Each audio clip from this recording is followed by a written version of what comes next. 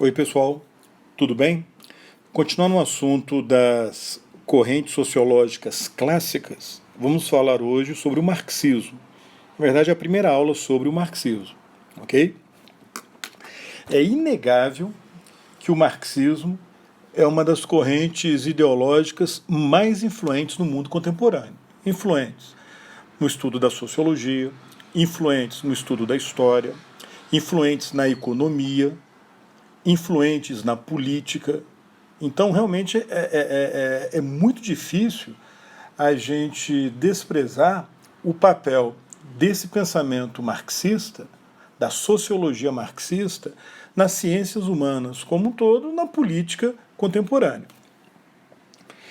O marxismo, como todos sabem, tem suas origens no pensamento de dois revolucionários alemães, Marx e Engels. O Marx aparece à esquerda da fotografia e o Engels à direita. O Marx viveu de 1818 a 1883 e o Engels de 1820 a 1895. Marx pertencia a uma família da classe média, né, que os próprios marxistas chamariam de pequena burguesia. O pai dele era da área jurídica, advogado. E o Engels pertencia a uma família da burguesia alemã. O pai dele era industrial, né? O setor têxtil. Ambos escreveram diversas obras. Aqui eu destaquei só as mais famosas, que aparecem volta e meia no PAS, no Enem, né, nos vestibulares. Então, em conjunto, entre as obras que os dois escreveram, destacam-se a Ideologia Alemã, escrita na década de 40, e o Manifesto Comunista, a obra mais famosa dos dois, lançada no início de 1848.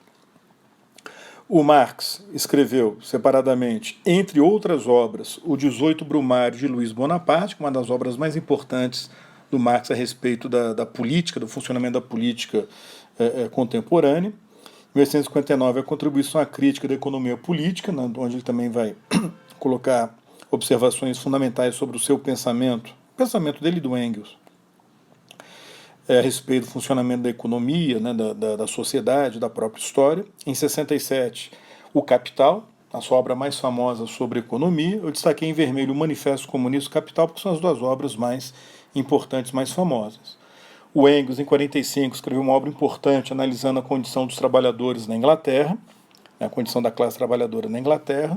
Na década de 70 escreveu o Anti-Düring, que é considerado uma obra importante na filosofia marxista. Em 84, uma obra também muito importante a respeito da origem da família, da propriedade privada e do Estado, exatamente com esse título, na origem da sociedade de classes. O Marx pode ser classificado como filósofo, como economista, como sociólogo e, de certa forma, até como historiador. Ele não chega a fazer um trabalho de história no sentido de lançar uma obra sobre um determinado acontecimento histórico, mas ele foi um teórico da história, né? Agora, de profissão, ele foi um jornalista. O Engels também costuma ser visto como um filósofo, né, como um sociólogo, até mesmo como um antropólogo, em razão dessa obra da origem da família, e também como historiador, porque ele vai, junto com Marx, né, elaborar uma teoria da história. Bom, a teoria que os dois desenvolveram ficou conhecida como materialismo histórico. O materialismo histórico. Materialismo é aquela visão de mundo que diz que tudo que existe é apenas matéria, ou pelo menos depende da matéria. Ou seja, toda a realidade é essencialmente material. A teoria materialista marxista ficou conhecida como concepção materialista da história, ou materialismo histórico. É uma teoria da sociedade aplicada à evolução das sociedades ao longo do tempo, ao longo da história. Para os marxistas, é uma análise científica, resultado de um estudo racional e objetivo da realidade social. Ela é materialista porque ela considera que, em última instância, a base material, a base econômica, é que vai determinar a superestrutura, quer dizer, o Estado, a ideologia dominante, a cultura dominante. A base econômica, entendam, a infraestrutura. E a superestrutura é constituída aí pelo Estado, né, pelas criações culturais, ideológicas, né, da sociedade. No caso, da ideologia, da cultura, né, que predomina na sociedade. Os marxistas, Marx especialmente, né, mas o marxismo desde então, foi criticado por isso. Os críticos do marxismo afirmam que a visão marxista da realidade ela é um determinismo econômico. Que o que Marx e o Engels falaram é que, em última instância, que no fundo, é a base econômica que determina a realidade social, a realidade política, a realidade cultural. Aí os marxistas falaram que não é bem assim, que o marxismo reconhece que a superestrutura pode influenciar a infraestrutura, que a política pode influenciar a economia, que na verdade não há uma reação, há um movimento entre as duas esferas da realidade. Acontece que depois, durante toda essa discussão, no final, os próprios marxistas falam o seguinte, mas apesar de tudo isso, em última instância é a base material que determina a realidade. Então, se em última instância é a base material que determina a realidade, no fundo, né, o que vocês têm é uma espécie de determinismo econômico. Né? Isso, nesse aspecto, é inegável. Os marxistas falam o seguinte, as ideias podem realmente influenciar a economia, mas para as ideias influenciarem a economia é necessário que primeiro ocorra uma transformação na base econômica para que surjam outras ideias que aí vão reforçar aquelas mudanças. Né? Então, o movimento é basicamente esse. Ora, seguindo esse raciocínio, o Estado, na visão do marxismo, ele vai refletir a realidade econômica e social, né, de uma dada sociedade. E na ótica do marxismo, o Estado é um instrumento de dominação de uma classe sobre as outras. Numa frase aí do Marx e do Engels no Manifesto Comunista, eles falaram o seguinte, o executivo do Estado moderno nada mais é do que um comitê para a administração dos assuntos comuns de toda a burguesia. Em outras palavras, as leis, a justiça, o governo, a polícia, o exército, no mundo moderno, ou seja, no mundo capitalista, eles vão existir, segundo o marxismo, para, acima de tudo, garantir a propriedade privada, reproduzindo a estrutura de classes do capitalismo. Na ótica do marxismo, burguesia e proletariado. Qualquer movimento que tente ameaçar ou eliminar a propriedade privada vai ser reprimido. Sendo assim, o Estado ele reproduz, ele mantém essa ordem capitalista, favorecendo a burguesia. Então, um instrumento de poder da burguesia sobre as demais classes sociais. Então, em última instância, né, é o que determina a realidade social, vai ser essa base econômica, né, vai ser essa infraestrutura. Agora, na visão do marxismo, a sociedade e a história seguem um movimento que é um movimento dialético. Como você sabe, vocês já viram isso nas aulas de filosofia. A dialética é um elemento da filosofia que ganhou muita força, se desenvolveu, né, sobretudo por meio dos estudos, né, da obra do Hegel, né, que foi o antecessor aí do Marx, né, viveu do século XVIII até o início do século XIX. O Hegel afirmava que a realidade, ele tinha uma visão da realidade não como um estado de coisas, né, mas como um processo de mudança contínua, o Hegel.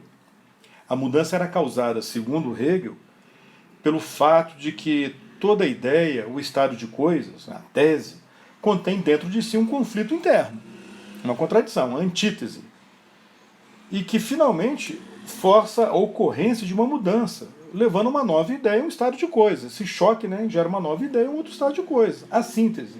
Esse processo é a dialética. O choque entre os elementos contrários. Só que Hegel acreditava que a existência consiste primordialmente de mente e espírito. Então a história, a jornada da história, através de incontáveis ciclos dialéticos, é em essência um progresso do espírito. Quer dizer, um progresso da ideia, rumo a um estado de absoluta harmonia no futuro.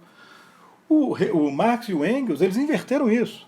Falaram que, na verdade, o desenvolvimento não é espiritual, mas é de uma mudança histórica real, material. Então que a transformação material, da base material, é que vai explicar as transformações na história, as transformações na sociedade. Né? A sociedade está realmente em constante transformação, porque com o tempo a sua base econômica se modifica, gerando contradições sociais. Vão surgindo novas tecnologias, novas relações de produção, novas formas de trabalho, uma nova elite vai se formando a partir dessas transformações econômicas. Essas contradições vão resultar numa luta de classes entre os grupos dominantes, associados à antiga base econômica, e as novas forças sociais em formação ou em ascensão, associadas a essas transformações que estão acontecendo na economia. Então, por exemplo, na época aí da transição do feudalismo para o capitalismo, uma luta de classes entre a antiga elite, a nobreza, associada a uma forma de produção cada vez mais ultrapassada, de origem feudal, e uma nova elite em ascensão, a burguesia, associada a uma nova forma de produção em desenvolvimento, que era o capitalismo. Então, nesse caso, a gente vai ter uma luta de classes, né, entre forças em ascensão e forças tradicionais, né, que controlavam e detinham o poder. Acontece que essa luta de classe, ela não é uma luta apenas entre forças em ascensão e forças dominantes tradicionais. Ela ocorre normalmente em qualquer sociedade dividida em classes, segundo o marxismo. Então, por exemplo, na sociedade escravista, a luta entre o senhor de escravos e o escravo. Na sociedade feudal, tradicional, a luta é entre o senhor feudal e o camponês e o servo. E nesse processo de transformação é que a gente vai ter uma luta, um conflito entre o senhor feudal, a nobreza, em declínio e em decadência, e a burguesia em ascensão. Só que essa luta ocorre também no capitalismo, entre a burguesia que controla os meios de produção, controla as riquezas, e o proletariado que é formado no capitalismo com a Revolução Industrial, que é uma nova classe em ascensão que se choca com essa burguesia. Daí a ideia famosa, aquela frase famosa do Manifesto Comunista, né, do Marx e do Engels, falando que a história de todas as sociedades existentes até hoje é a história da luta de classes. Só que eles colocam essa luta como uma luta entre grupos que muitas vezes pertencem a um determinado estrado da sociedade, por exemplo, patrícios e plebeus, né, que vão ser indivíduos livres, e ao mesmo tempo eles colocam a luta entre senhor de escravo e o próprio escravo, quer dizer, entre camadas sociais bem mais distintas. Na verdade, pessoal, há uma discordância enorme entre os marxistas a respeito da natureza da luta e da dinâmica da luta de classes nas sociedades pré-capitalistas. O Marx e o Engels, eles apenas ensaiaram, fizeram assim rascunhos de como essa luta deveria acontecer, ou aconteceria, né? Ou aconteceu em sociedades pré-capitalistas. Mas para eles o centro, na verdade, da luta de classes era a sociedade capitalista. Né? Era o conflito entre a burguesia e o proletariado. Mas vou falar sobre essa questão do conflito no capitalismo na próxima aula. Então nós temos aqui uma interpretação da sociedade que é baseada no materialismo histórico e dialético, onde, de acordo com essa visão, a base econômica da sociedade é que acaba determinando a organização política central da sociedade, a ideologia dominante naquela sociedade. Uma sociedade dividida em classes, nessa base econômica e social ocorre uma luta de classes entre uma classe dominante que explora uma classe dominada de trabalhadores.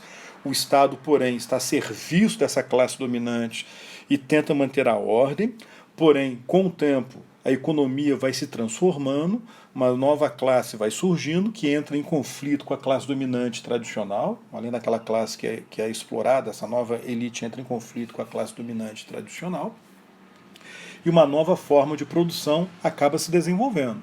Como surge uma nova base econômica, modifica-se o Estado, a ideologia predominante na sociedade, novos valores acabam se formando e acabam predominando porque a base econômica acabou se transformando. Né? Como esse raciocínio é aplicado na questão do capitalismo, a gente vê na próxima aula. Ok? Até lá. Tchau, tchau.